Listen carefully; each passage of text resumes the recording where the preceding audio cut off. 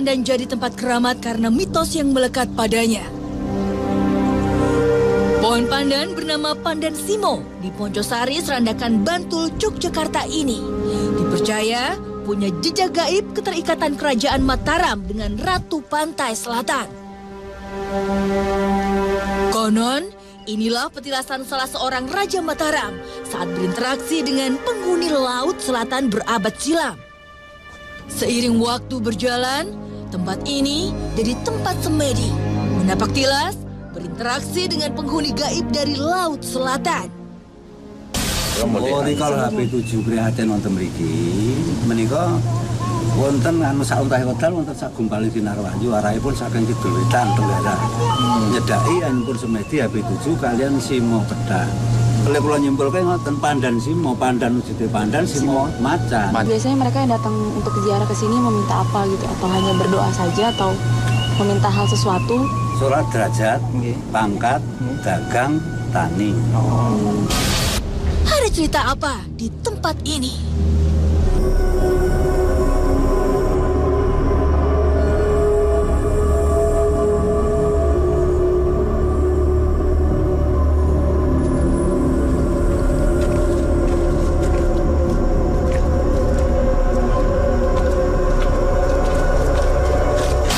Malam ini saya sudah berada di Pandan Simo, tepatnya di daerah Serandan, Bantul, Yogyakarta. Dan tepat di belakang saya berdiri sebuah petilasan, namun saat ini sebagai wasilah untuk mewujudkan hajat manusia.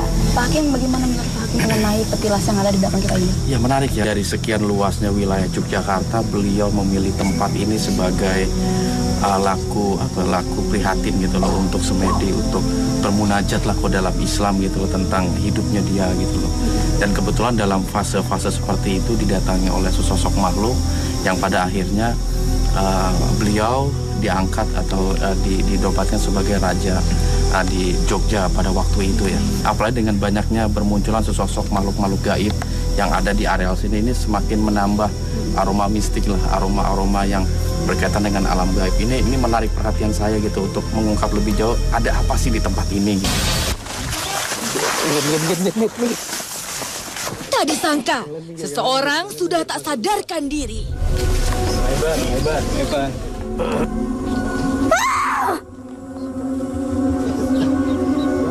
Sinten iki?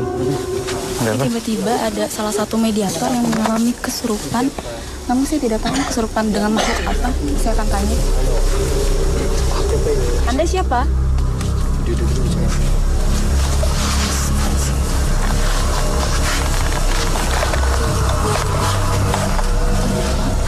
Ada yang ingin Anda sampaikan nggak? Hah?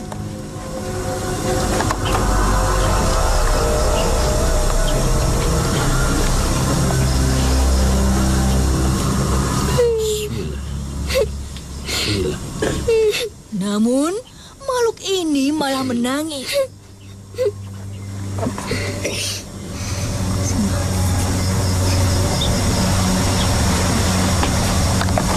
Ya, Anda siapa? Saya.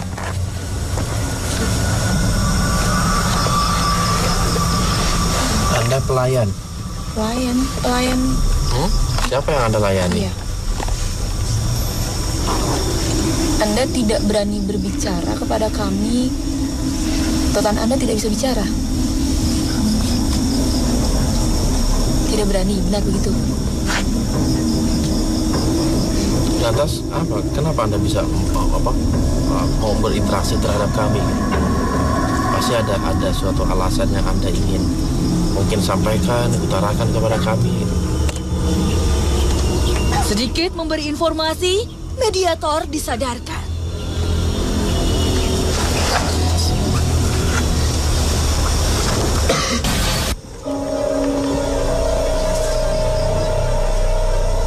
Kami melanjutkan mediumisasi.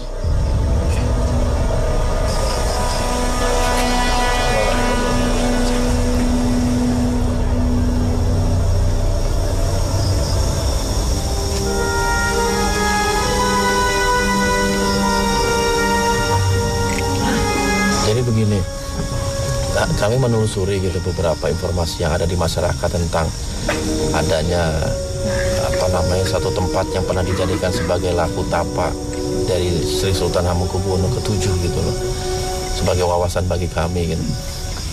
Terus yang kedua juga kami pengen tahu kenapa sih tempat ini dijadikan sebagai sarana bagi Sri Sultan gitu loh.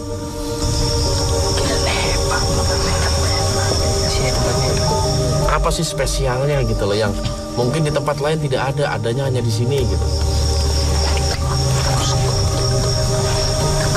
Memang kalau dekat dengan kidul itu ada alasan apa? Tadi saya dengar cerita juga bahwa ketika beliau mendapatkan petunjuk itu datang seekor macan. Itu benar? Itu macan tersebut diutus oleh siapa? Apakah Anda tidak mempunyai hubungan dengan macan itu sehingga nggak paham? Iya. Macannya itu apa sih? Putih atau loreng atau apa? Berapa banyak jumlah macannya? Tiba-tiba datang makhluk lain menyambar.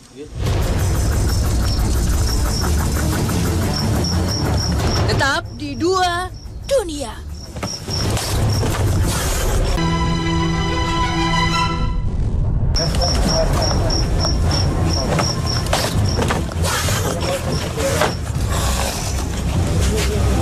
Kenapa?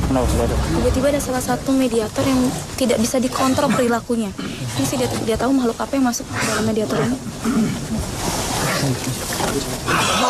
Kali ini, perangai makhluk ini bak seekor macan. Anda bisa tenang? Anda bisa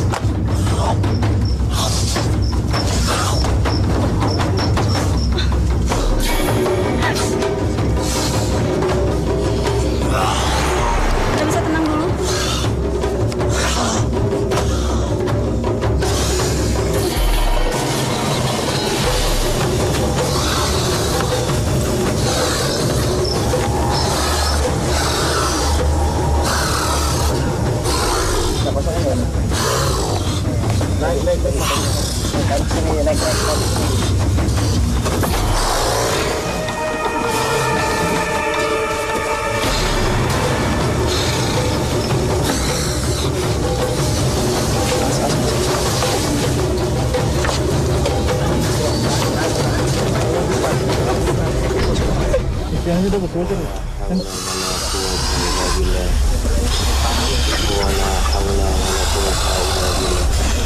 Assalamualaikum.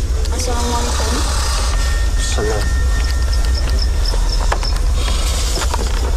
Asmanipun sinten? Anak macan. Jaya Lelono. Oh, Jaya Lelono nama. Sawijining putra saka Jaya. Tadi Anda bilang tentang Joyo Perkosa itu siapa? Iya.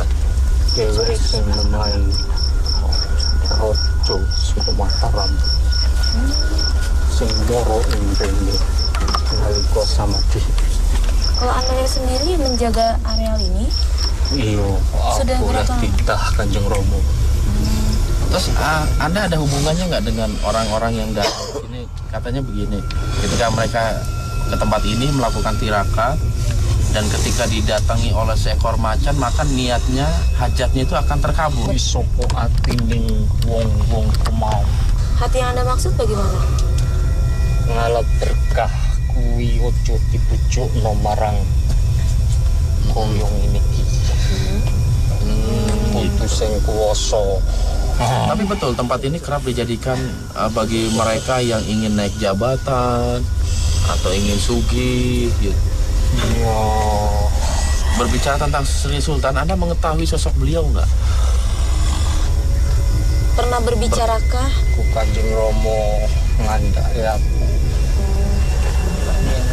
Kenal ki Raden Mas Mortejo Raja Mataram. Oh iya, Raja Mataram. Gimana sih waktu Sri Sultan menjabat sebagai Raja Mataram? Apa dia mengalami masa kejayaan atau masyarakat atau rakyat itu merasa diayomi, makmur dan lain sebagainya?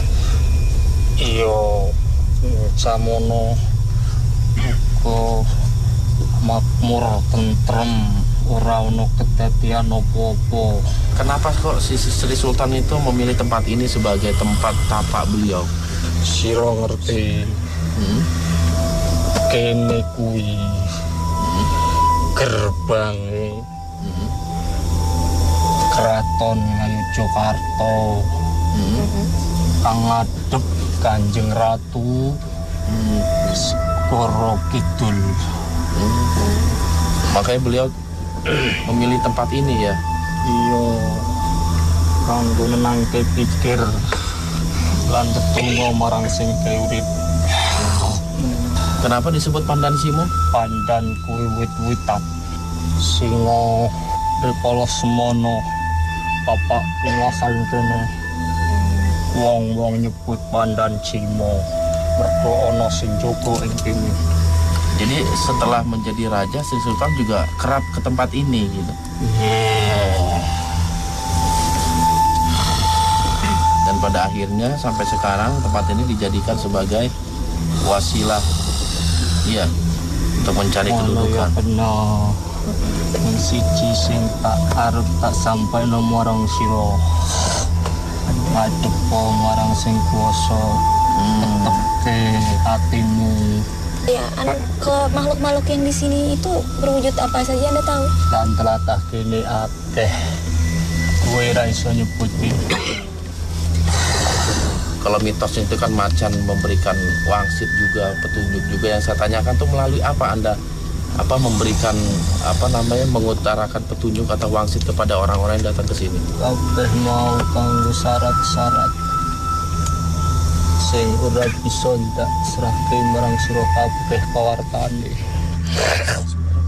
Dan apa betul ketika ada orang tirakat di sini gitu, ketika didatangi oleh sesosok macan atau buaya maka hajatnya akan terkabul? Itu kanggo atinge wong-wong mau sing padha cerita. Dan Anda nggak jadi masalah ketika tempat ini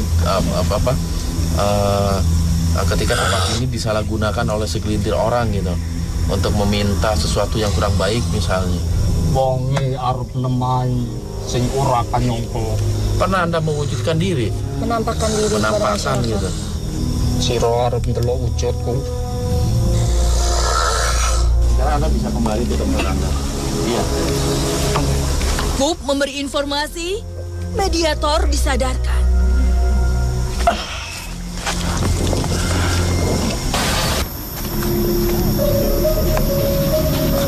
Lihat kasut, Pak. Tiba-tiba, sesuatu terjadi pada Umi.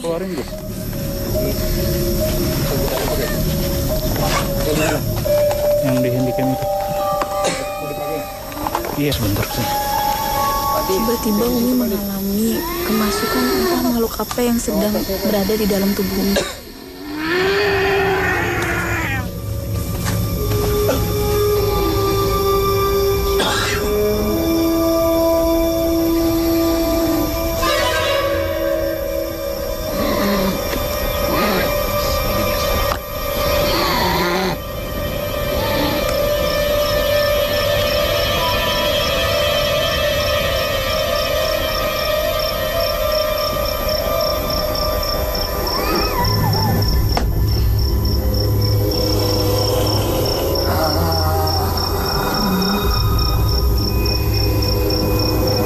Assalamualaikum. Kalau boleh saya tahu, Anda siapa? Wijaya. Perwujudan Anda seperti apa? Iya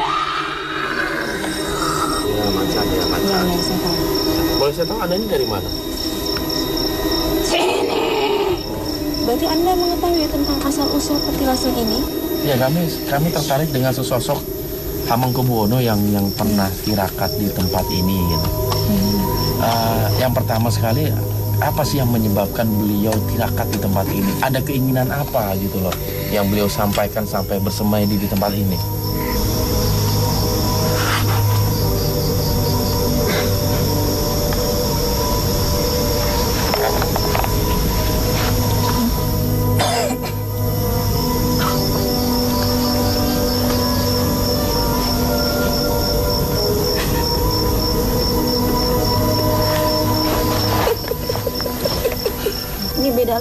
tadi. Ini Anda siapa ini?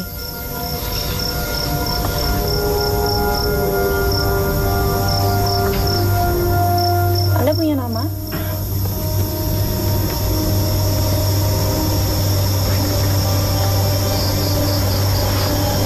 Saya Seruni. Seruni itu siapa?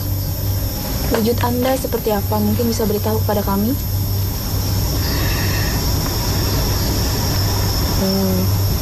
Wanita berambut panjang. Anda mengetahui tentang cerita di balik petilasan ini? Bisa Anda ceritakan ke kami mengenai asal-usul petilasan ini? Apakah ada kaitannya dengan Sri Sultan Hamengkubuwono ke-7? Pangeran Tejo Arum dan Bagus. Lalu beliau datang ke sini untuk apa? Ingin mengetahui apa yang akan terjadi dalam hidupnya. Dengan cara apa beliau ingin mengetahui hal tersebut? Menyendiri. Berapa lama beliau berdiam diri di sini? 40 hari. Jadi setelah 40 hari itu, apa yang beliau dapatkan dari hasil berdiam diri itu? Raganya di sini. Lalu? Tapi Sukmon Itu memang di mana letaknya? di tempat yang seharusnya, yang dia inginkan, yang dia ingin ketahui. Itu memang tempat apa sih yang Anda maksud itu? Tempat pelatihan sebagaimana dulu sebelumnya dilatih untuk menjadi kuat dan hebat. Pelatihan untuk makhluk-makhluk seperti Anda kah? Atau manusia-manusia pada umumnya? Manusia.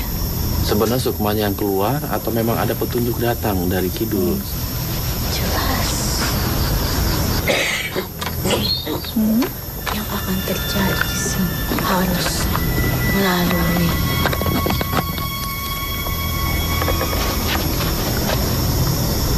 melalui apa itu? Proses.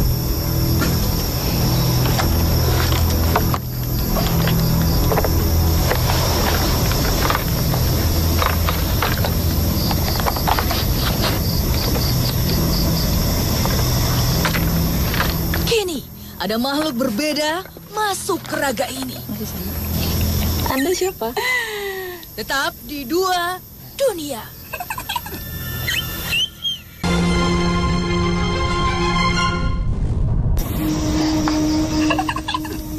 Kini ada makhluk berbeda masuk ke raga Anda ini. siapa? Anda kenapa tiba-tiba masuk ke tubuh ini? apa? Ya udah, Tempat ini memang ada hubungannya dengan selatan.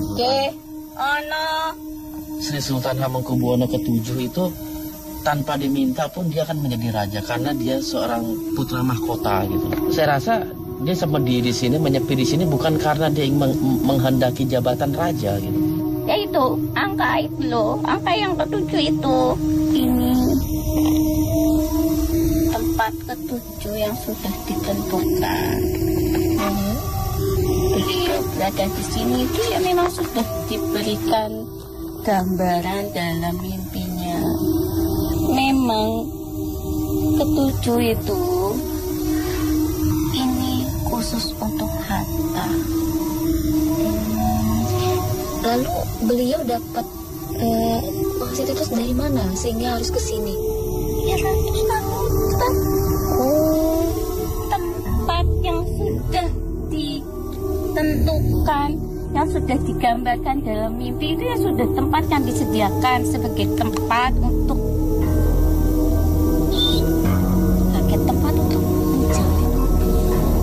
Jadi nggak berdiri sendiri begitu ya, karena memang ada dorongan dalam jiwanya yang berasal dari. Belum buat apa capek-capek datang ke sini kalau tidak diperintahkan. Semua sebelum-sebelumnya ya diperintahkan. Kalau tidak diperintahkan tidak dilakukan. Manut patuh makmur. Oh gitu.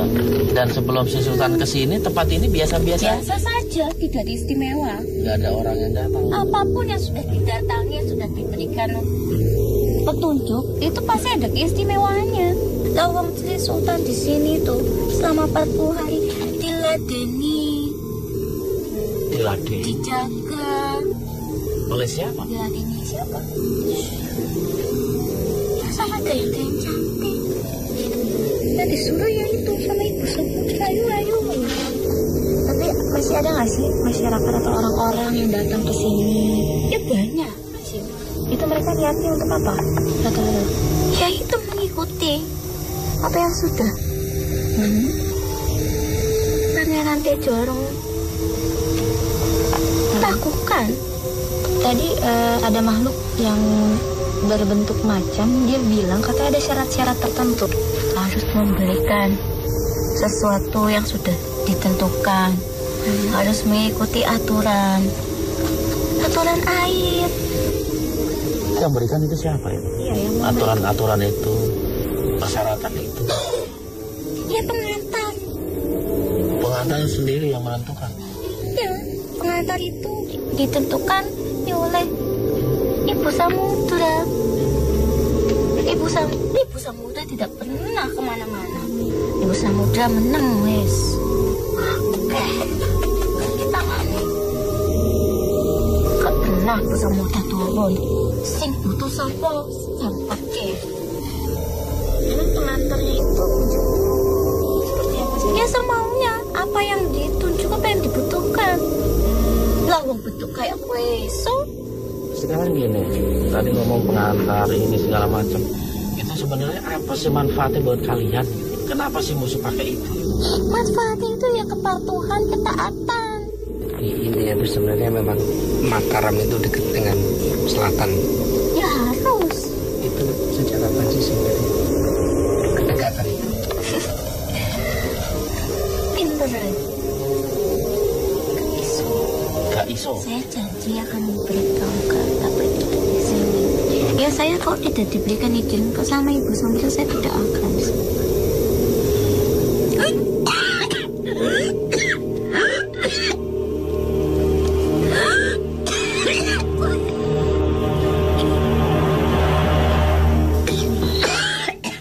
Akhirnya Umi siuman.